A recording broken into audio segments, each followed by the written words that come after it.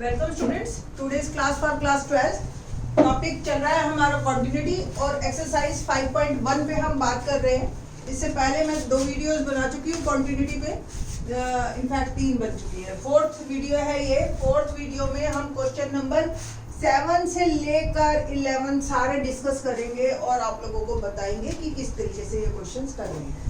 तो बहुत ही important topic है और 4 मार्क का क्वेश्चन कंफर्म आएगा Haryana board as well as CBSE board दोनों में। ठीक, क्वेश्चन किस तरीके से है?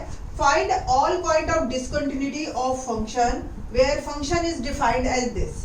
ये फंक्शन है आपका, 2 जगह ये टूट रहा है हमारा फंक्शन और कैसे बिहेव करेगा? x की वैल्यू -3 से लेस, ये फंक्शन इस तरीके से बिहेव कर रहा है। -3 से 3 के बीच में फंक्शन ये इस तरीके की लाइन जाएगी और 3 से ग्रेटर देन हमारी लाइन इस तरीके से जाएगी। ये क्वेश्चन, ठीक है। तो लेट्स डिस्कस। सबसे पहले पूरी नंबर लाइन पे अगर हम बात कर रहे हैं -∞ से इन्फिनिटी, ठीक है, वी हैव 2 ब्रैकेट पॉइंट, है ना। One is -3, another is 3। तो आपके इंटरवल्स कितने बन गए? 1, 2 और 3। तो या तो इंटरवल्स पे बात करनी है या पॉइंट पे। हमें एक्चुअली पूरी नंबर लाइन को कवर करना है। तो फर्स्ट ऑफ ऑल आपका -∞ से -3 इंटरवल देखिए आप, -∞ ओपन ब्रैकेट है, -3 की तरफ भी ओपन ब्रैकेट है। ये इन्फिनिटी के साइड तो होता ही ओपन है। -3 ओपन लेने का मतलब ये है कि मैं अभी -3 पे बात नहीं कर रही हूँ, मैं सिर्फ -3 से पहले बात कर रही हूँ। तो इन दिस इंटरवल हमारा जो फंक्शन है यानी कि y, जिसको आपको आदत है बचपन से ही देखने की, वो है mod x + 3, ठीक है। और आपको mod x की डेफिनेशन अगर ध्यान हो तो ये -x की तरह बिहेव करता है अगर ये <0 हो, और अगर ये <0 है तो ये x की तरह बिहेव करता है। अगर आपको इसके बारे में ज़्यादा डिटेल में देखना है तो आप पिछली वीडियो देखिए, उसमें मैंने सारा कुछ क्लियर कर रखा है मॉड के फंक्शन के बारे में। तो अल्टीमेटली हम बात करें -∞ से -3 इंटरवल में, और इस इंटरवल के अंदर जो फंक्शन है वो इस केस में जा रहा है। तो पूरा फंक्शन मेरा क्या बन गया? -x + 3। तो इस तरीके से आपकी एक लाइन का ग्राफ बनता जाएगा, बट इंटरवल चलेगा हमारा -∞ से -3, ठीक है। अगर आप पॉइंट लें तो x की वैल्यू आपने इस इंटरवल के बीच में ही लेनी है ना। तो सपोज मैंने -5 ली, ठीक, तो x की वैल्यू -5 अल्टीमेटली हो गया 8 लाइक दिस। फिर मैंने ली -4, ये हो गया 7। तो इस तरीके से आपका ये ग्राफ बन जाएगा। तो इस तरीके की एक लाइन आएगी, स्ट्रेट लाइन आएगी इस पूरे इंटरवल में। Function is continuous. तो आपने क्या लिखना है? Linear polynomial straight line, so function is continuous in this interval, ठीक है। तो इसके बीच के सारे नंबर हमने इंक्लूड कर दिए। नाउ अब पॉइंट आ रहा है -3। मैं यहाँ पे पूरी नंबर लाइन लिख लेती हूँ एक बार, ताकि हमारा कुछ भी छूटे ना पॉइंट। अब मैं बात कर रही हूँ -3। तो at x = -3, left hand limit, right hand limit और फंक्शन की वैल्यू तीनों हमने निकाल ली है। तो first of all left hand limit x tends to -3 -h। सबसे पहले हम इन तीनों में से फंक्शन डिसाइड करेंगे। तो <-3 पे ये फंक्शन है mod x + 3। In the next step आप x की वैल्यू डालेंगे और यहाँ आएगा h टेंड्स टू 0। तो जहाँ भी x है वहां पे -3 -h डाल दीजिए और ये हो गया +3। इन द नेक्स्ट स्टेप आप अभी h को डालना है, डाल लीजिए। चलो h हम डाल देते हैं, पुट कर देते हैं वैल्यू। अगर h की वैल्यू हमारी 0 आ गई तो ये -3 मॉड से निकल जाएगा बाहर। तो 3 + 3 6। तो लेफ्ट हैंड लिमिट मेरी क्या आ गई? 6, ठीक। सिमिलरली हम अब राइट हैंड लिमिट निकालेंगे, क्योंकि फर्स्ट ऑफ ऑल तो हम चेक तो यही करते हैं कि हमारे पास लिमिट एग्जिस्ट करती है या नहीं करती है। तो राइट हैंड लिमिट पे हम बात कर रहे हैं। क्या है right hand limit? Limit x tends to -3 plus h, ठीक है। तो -3 से ग्रेटर ये वाला फंक्शन है, तो पहले फंक्शन हमने लिखा। इन द नेक्स्ट स्टेप जैसे ही आप h टेंड्स टू 0 लिख देते हो तो अब h के बारे में बात हो रही है। फंक्शन में x नहीं दिखाई देना चाहिए, जहां भी x है वहां पे आप x की वैल्यू डालिए in terms of h, simple, ठीक है। और नेक्स्ट स्टेप में आप h को 0 डाल के आप इसको सॉल्व कर सकते हो एंड आप लिख सकते हो इज इक्वल टू 6। h 0 डाला, -2 इंटू -3 6, बोथ आर सेम, ठीक है। अब आप फंक्शन की वैल्यू निकालिए -3 पे। तो फंक्शन क्या है हमारा, mod x प्लस 3, क्योंकि 3 पे इक्वालिटी का साइन यहीं पे ही है आपका, तो -3 मैं डालती हूँ प्लस 3, मॉड के कारण प्लस हो गया, ultimately 6। All are equal, so left hand limit equal to right hand limit equal to function की value -3। So function is continuous at x is equal to -3। ये अभी पोर्शन हुआ हमारा, एक पोर्शन ये हो गया कि यदि इस इंटरवल में कॉन्टिन्यूअस है। फिर सेकंड था हमारा at x is equal to -3, ये उसमें भी आपका पास हो गया। हमें डिसकंटिन्यूटी पॉइंट निकालने हैं, ये ध्यान रखना, हमें निकालना क्या। नेक्स्ट थर्ड स्टेप है हमारे पास इन दिस इंटरवल। अब नेक्स्ट इंटरवल क्या बनेगा आपका, -3 से 3। फिर से आप देखिए ध्यान से, मैं ओपन ब्रैकेट ले रही हूँ, -3 भी इंक्लूड है, 3 भी इंक्लूड है। -3 पे मैं डिस्कस कर चुकी हूँ, 3 पे मैं लेटर ऑन करूंगी।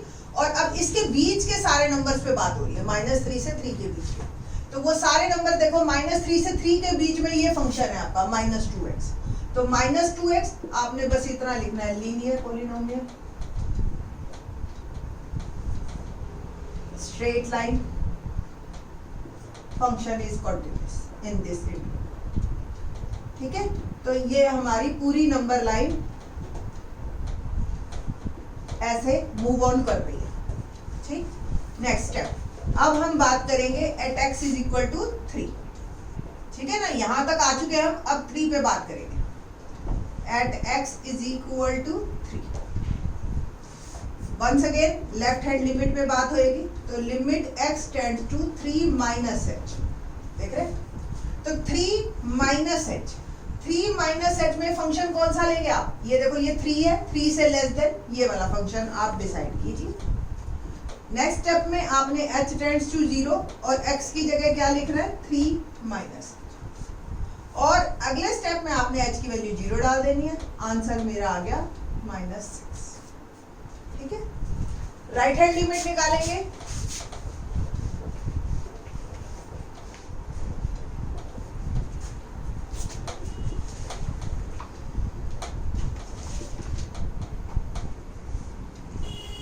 राइट हैंड लिमिट क्या आई आपकी, limit x tends to 3 plus h।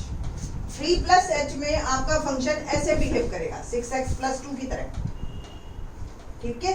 तो limit h tends to 0, x की वैल्यू डाल दी मैंने 3 प्लस h। और नेक्स्ट स्टेप में आपने h की वैल्यू डालनी है, और h की वैल्यू क्या आ रही है, देखिए आप, 6 3 18, h तो 0 हो गया, प्लस 2, ठीक है। तो 18 प्लस 2 क्या बना, 20। तो left hand limit is not equal to right hand limit, वो आई थी -6, ये आई 20। Function is discontinuous